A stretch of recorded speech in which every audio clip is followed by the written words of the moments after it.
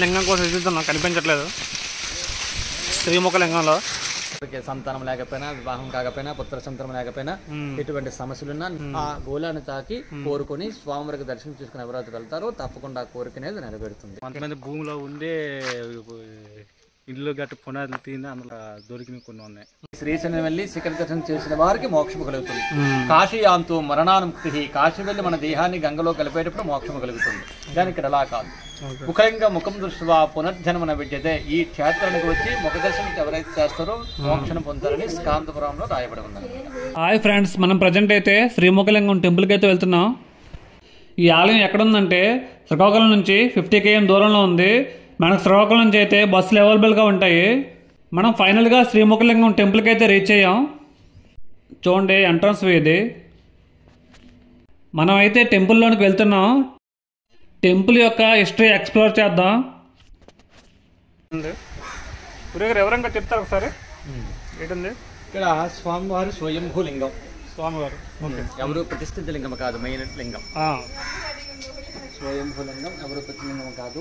ఇక్కడ స్వామివారు మధుకం అంటే విప్ప చెట్లోంచి ఆవు యొక్క చెవియాగ్రమత ఎలా ఉంటుందో ఆ విధంగా ఇక్కడ శివుడు తనంతట తాను స్వయముగా ముఖం దాల్చి పుట్టాడు. అందుకని ఇక్కడ భగవంతుడికి ముఖలింగేశ్వరాయ. ఈ క్షేత్రానికి శ్రీముఖలింగేశ్వర స్వామివారి క్షేత్రం. కాలక్రమేణా ఈ గ్రామానికి కూడా శ్రీముఖలింగం అని పేరు వచ్చింది. అది ఎప్పుడైతే శివుడు భూమిపైన ముఖం దాల్చి పుట్టాడో 1,000,000 మంది దేవతలు కూడా ఆశ్చర్యపోయి దేవుడి నుంచి వచ్చి దర్శించుకుని ముఖముండు చేతను ముఖలింగేశ్వర నామకరణం చేసి వాళ్ళ యొక్క పేర్లతో ఒక్కొక్క శివలింగాన్ని స్థాపించుకుంటే ఎవరి లోకానికి వారు వెళ్ళిపోయారు. ఇది ఒకటి తక్కువ కోటిలింగాల క్షేత్రముగా చెప్పబడుతుంది. దక్షిణ కాశీగా ప్రసిద్ధి చెందింది. ఈ కోటిలింగాలు ఒక దగ్గర అంటూ లేకుండా ఈ ఆలయానికి అనుసరించి పంచక్రోశ మధ్యస్థులు అంటే సుమారు 15 కిలోమీటర్ల విస్తీర్ణంలో నదులకు వెళ్తూ ఉంటున్నాయి. పొలాలు గట్టులు అంటున్నాయి, తోటలు అంటున్నాయి, కొండలు అంటున్నాయి, కోణలు అంటున్నాయి, గుట్టలు ఎక్కడ చూసినా ఈ ఆలయానికి అనుసరించి చుట్టూ నలువైపులా 15 కిలోమీటర్లో ఒకటి తక్కువ కోటిలింగాలు ఉన్నాయి. ఒకటి తక్కువ. ఇందులో ఈ ఆలయ ఆవరణలో మాత్రం అష్టదిక్పాలకుల చేత స్థాపించబడిన 8 శివలింగాలు ఉన్నాయి. అందులో ప్రథముడు దేవేంద్రుడు వచ్చి స్వామిని దర్శించుకుని తనకు పేరుతో ఇక్కడ శివలింగాన్ని స్థాపించాడు. ఇంద్రేశ్వరుడు ఇంద్ర ప్రతిష్ట, సూర్యనారాయణమూర్తి, ఛాయా పద్మనే భార్యలు, అను రవిసారథి, సప్తాత్మ సూర్యనానికి 7 గుర్రాలు. మొత్తం రాతితో కట్టింది. మొత్తం అంతా రాతి. భక్తశిల అంటారు ఈ రాయిని. మళ్ళీ ఇలాంటి రాయ మనకి భువనేశ్వరం. ఆ తర్వాత పూరి జగన్నాథ స్వామి, కోనార్క్ సూర్యనారాయణ స్వామి దేవాలయం. ఇది కూడా పూర్వం ఒరిస్సా ప్రాంతం. అంటే మద్రాస్ స్టేట్ ఉన్నప్పుడు గంజాం డిస్ట్రిక్ట్లో ఉండేది అనమాట. ఇదంతా ఒరిస్సా. ఆంధ్రప్రదేశ్ అవతరించేటప్పుడు అనమాట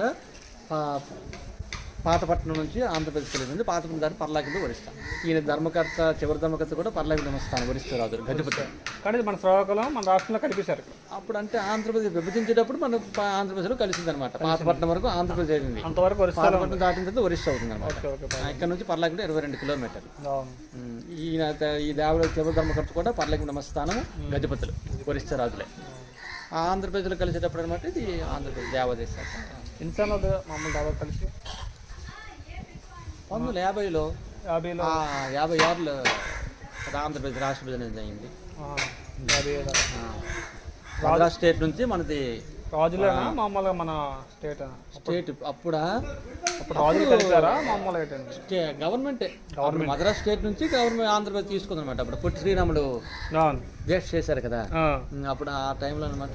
ఆ టైంలో విభజించారు. ఇది ఆంధ్రప్రదేశ్లో కలిసిపోయింది. మళ్ళీ ఈ ఆంధ్రప్రదేశ్ 2 ముక్కలు చేశారు, తెలంగాణ ఆంధ్ర. అవునండి, తెలుసులేండి. ఇంతకుముందు అప్పుడు 1950లో 56 ఎక్కడైనా సరే శివుడికి పృథివీ యందు అంటే భూమిపైన లింగాకార దర్శనం. కానీ ఇక్కడ స్వామివారు ముఖంతో వెలిసారనమాట. స్వయంభూ ముఖంతో వెలిసారు కాబట్టి ఇక్కడ ముఖలింగం ప్రతిష్ఠించేది కాదు. ఎవరు పెట్టింది? ద్వాపరయుగంలో కలియుగంత ముందు ఇక్కడ స్వామివారు మధుకం అంటే విప్ప చెట్లోంచి దేవతలతో వామదేవ మహర్షి వల్ల దేవతలు చెప్పించబడిన ఆ శాప విమోచన కారణంగా ఇక్కడ స్వామివారు ముఖం దాల్చి పుట్టాడు అనమాట. అందుకని ఇక్కడ ముఖలింగేశ్వరాయ. మధుకం అంటే విప్ప చెట్లు ఉద్భవించాడు కాబట్టి మధుకేశ్వరాయ.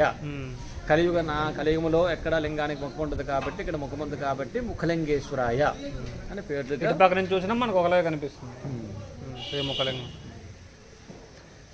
టెంపుల్ పేరే మనకి ఊరి పేరు పెట్టారు. ఊరి పేరు గ్రామంగా వచ్చింది అనమాట. గురుగారు మట్టి కోలం గురించి అది 500 సంవత్సరాల క్రితం జరిగిన వాస్తవ సంఘటన. ఈ ఊర్లో పూర్వం కుమ్మరవాడు ఉంటుండేవాడు. మట్టి పాత్రలు తయారు చేసుకుని అమ్ముకుని జీవించుకుని ఉత్సవాల్లో పరమేశ్వరికి పాత్రలు ప్రమిదలు ఇస్తుండేవాడు.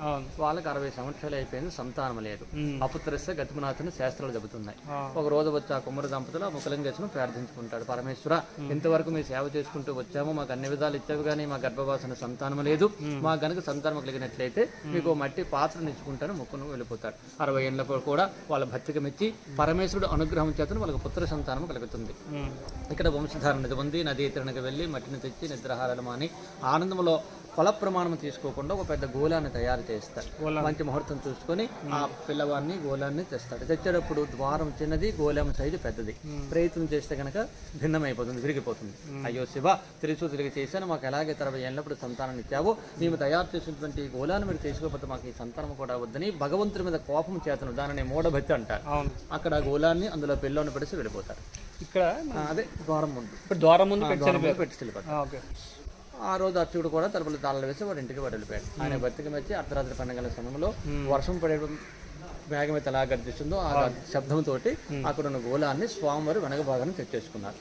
తెల్లవారింటికి మరలా అర్చకుడు తలుపులు తీసుకుని గోళం చూస్తే స్వామివారి వెనుక భాగంలో ఉంది. పిల్లవాడితో పడుకుని ఉన్నాడు.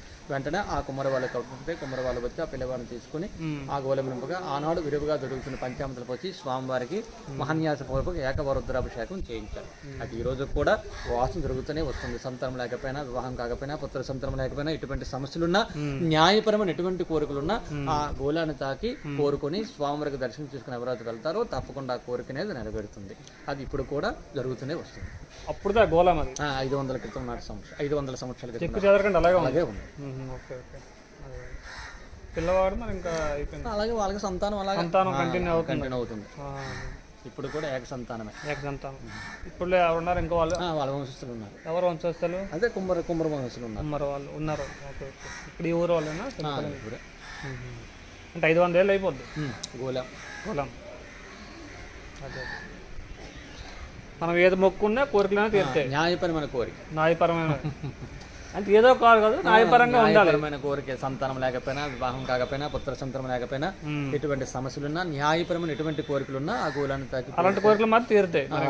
అందుకని విపరీతమైన కోరికలు మాత్రం భగవంతుడు రక్షించారు. అదే అలాంటి మరి ప్రధానమంత్రి అయిపోవాలి అది కరెక్ట్ కాదులేండి. మన కష్టాలను బట్టి ఆ కోరిక తీసుకుంటే తప్పకుండా కోరిక నెరవేరుతుంది. ఓకే. వెళ్ళారనుకోండి పొలాల గట్టులు అంటూ ఉంటాయి. మరి అలాగే ఊరికి ఎవరికి వెళ్తే ఆ పొలాల గట్టులు అంటూ ఉంటాయి. అదే కొంచెం నమ్మకం ఉంటుంది కదా. అంటే ఇది కూడా లింగమే, భీముడు వచ్చి ప్రతిష్ఠించేది. అది ఆలయం. ఆ ఊరి చెవులు మీకు కనబడుతుందా? సోమేశ్వరాలు, చంద్రుడు వచ్చి ప్రతిష్ఠించేది. చంద్రుడు ఇక ఈ ఉత్తరప్రదేశ్ తీర్థలింగేశ్వర సవన ఉంటుంది, శివుడే. అలాగే ఒక్కొక్క వీధికి జంబుకేశ్వర లింగం నేరడి దగ్గర ఉంటుంది. అలాగే వీధికి ఒక లింగం, పొలాల గట్టులంట, తోటకెళ్ళాలి, ఆ నదులకి కొండలకి వెళ్ళే తోవులంట. ఎక్కడ చూసినా ఈ ఆలయాల నుంచి చుట్టూ నలువైపులా 15 కిలోమీటర్ల దూరం ఉన్న శివలింగాలన్నీ శ్రీముఖలింగేశ్వర క్షేత్రానికి సంబంధించినవి. ఒక లింగం తక్కువ కోటిలింగం, అక్కడ తక్కువ కోటిలింగాల క్షేత్రముగా చెప్పబడుతుంది. దక్షిణ కాశీగా విరాలు జరుగుతుంది. ఏం పేరు? తమ్మన్న గారు శ్రీకృష్ణ శర్మ. ఈ పొలాల గట్టుల్లో ఉన్నాయి అక్కడక్కడ లింగాలు. అయితే ఒకటి తక్కువ కోటి లింగాలు అన్నారు కదా. పంట పొలాలు ఉన్నాయి కదా, ఇవన్నీ తీస్తే కానీ అవ్వదు. లింగం కోసం ఎదుగుతున్నాం, కనిపించట్లేదు. శ్రీముఖ లింగంలో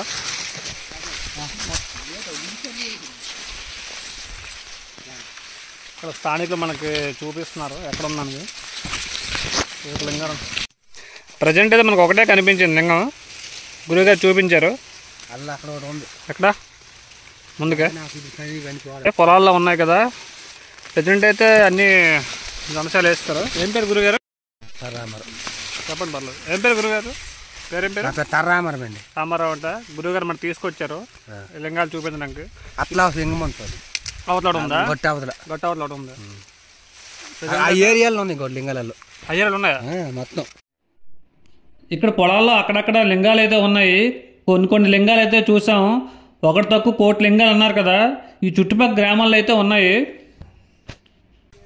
హాయ్ బ్రో, ఏం పేరు? లోకనాథ్ ఒకటి అన్న పేరు. మనకి చూపించారు కొన్ని లింగాలు చూపించారు ఇక్కడ శ్రీముఖలింగంలో.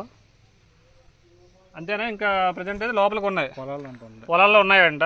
ఎప్పుడు తీస్తారు? ఒక టైం పడుతుంది, ఇంకా టైం అంటే ఒక 1 month వెళ్ళిపోతుంది. నెల పడుతుంది. ఇంకా అక్కడక్కడ మాత్రం ఉన్నాయి ఉన్నాయి కోటి లింగాలు, ఒక లింగం తక్కువ. కోట్లేం అప్పట్లో పట్టుకుని వెళ్ళిపోయినా.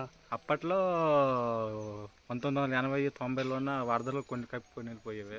వరదల్లో కొట్టుకుపోయే కొన్ని. 1900 అప్పట్లో పట్టుకుని వెళ్ళిపోయి ఊర్లో అంతా లింగాలు పెట్టి కోబులు కట్టేసిన వాళ్ళు చాలా మంది ఉన్నారు. ఉండరు. ఇప్పుడు ప్రజెంట్ కొన్ని ఊర్లు లాంటి ఉన్నాయి, అక్కడ పొలాలు లాంటి పొలాలంటూ ఉన్నాయి. అక్కడ కొంతమంది భూమిలో ఉండి ఇల్లు గట్టి పునాదులు తిని అందులో దొరికినవి కొన్ని ఉన్నాయి. ఇంట్లో తవ్వుతున్నప్పుడు కనిపించే కొన్ని కనిపిస్తాయి. పొలాల్లో ఉన్నాయి కానీ టైం పడుతుంది ఇంకా. ఓకే.